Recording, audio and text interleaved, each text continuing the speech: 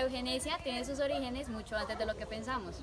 En 1883 aparece Francis Galton hablando sobre una contribución a cómo se podría mejorar la genética de la población humana para una contribución al bien común. En 1935 se da la aprobación de la Ley para la Prevención de la Descendencia con Enfermedades Hereditarias.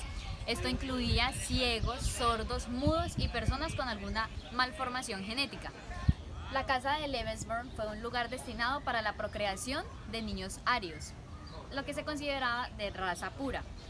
Por otro lado, muy por el contrario, los judíos, los gitanos y los eslavos eran personas que tenían prohibido, como lo dije anteriormente, la reproducción de su raza, ya que se consideraban de sangre sucia. Auschwitz-Birkenau fue el campo de concentración y exterminio en masa más grande en la historia de la humanidad. El lugar es ahora el Museo Estatal de Auschwitz-Birkenau y es uno de los sitios más visitados de Polonia. Llegamos a uno de los lugares más importantes en la historia de la humanidad y es el campo de concentración de Auschwitz, que tuvo su auge entre 1940 y 1945.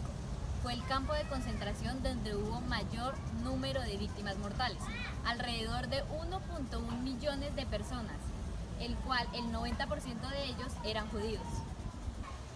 Esto que podemos observar aquí es una representación muy similar a lo que eran los vagones donde eran transportadas estas personas.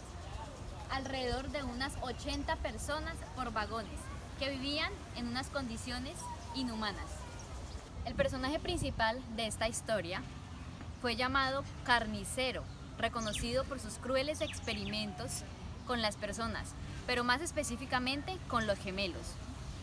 Él buscaba una transformación de la genética por el cambio para un bien común. Esto era con el propósito de limpiar esa sangre que ellos creían sucia y poder transformar la genética.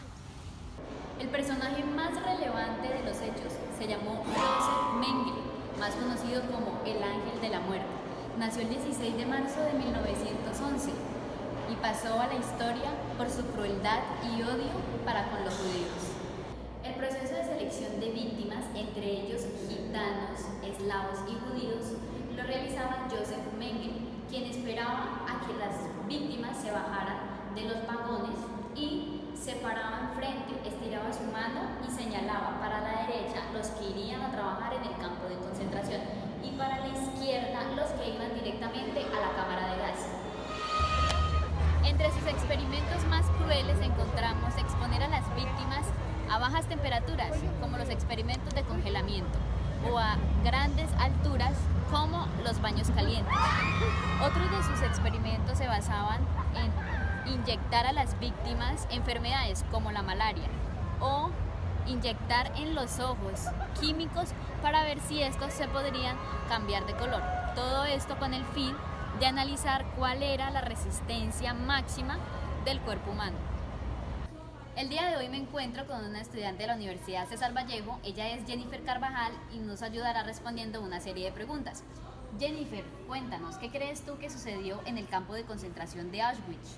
Bien, los alemanes llevaban prisioneros de guerra a gitanos, a judíos, a homosexuales.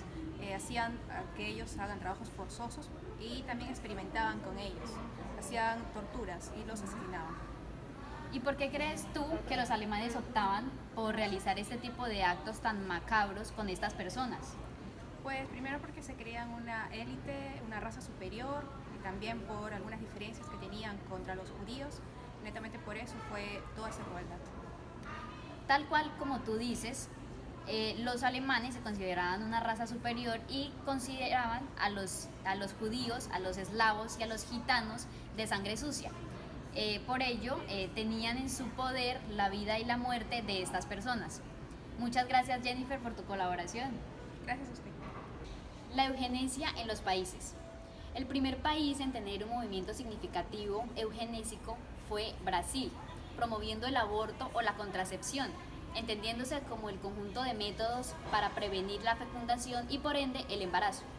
Por otro lado, México tuvo una cultura racista hacia los inmigrantes, promovió el aborto y la educación sexual. Estados Unidos puso trabas a la migración de personas indeseables, como las prostitutas y los exconvictos. El movimiento eugenésico en Alemania nazi fue el más cruel y poderoso de todos. Los indeseables, considerados como los insanos mentales, y los discapacitados no debían nacer. En 1940, 70.000 pacientes psiquiátricos fueron enviados a la cámara de gas y en 1941 hubo una esterilización masiva de judíos y mestizos. Existen dos tipos de eugenesia, la positiva y la negativa. La negativa es aquella que pretende el mejoramiento de la raza por medio de la eliminación de seres que se consideraban defectuosos, o sea, aquellos que tenían alguna malformación genética, y promueve la esterilización obligatoria. La eugenesia positiva, por otro lado, es aquella que se basa en la identificación de buenos genes, promoviendo la concepción de niños de estándar adecuado.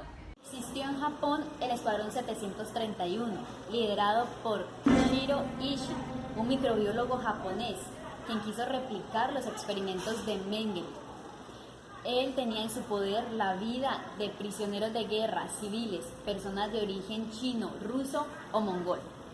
A estas personas también se les inyectaba enfermedades como la sífilis y la lepra y otras enfermedades degenerativas. Pero ¿por qué se hacía todo esto sin anestesia?